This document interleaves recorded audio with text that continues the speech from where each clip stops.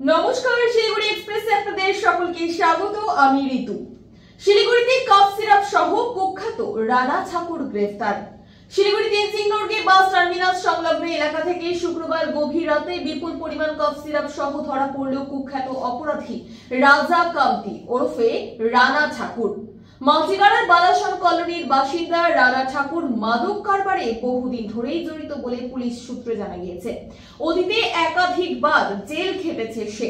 এদিনও বিক্রির উদ্দেশ্যে ব্যাগ ভর্তি করে কাপ সিরাপ নিয়ে ঘোরাঘুরি করছিল বলে অভিযোগ।